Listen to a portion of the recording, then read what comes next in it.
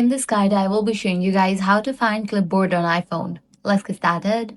Unfortunately, the iPhone does not have a built-in clipboard manager that lets you view a full history of copied items.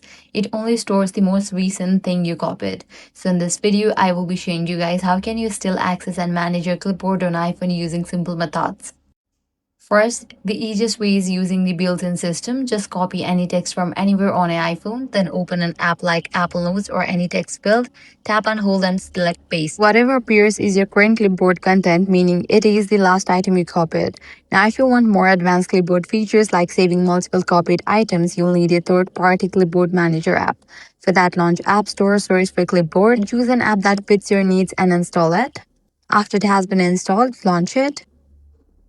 Now click on the option Allow Paste. Now you'll need to set this app in the settings. So close this, launch Settings, go to General, click on the option Keyboard.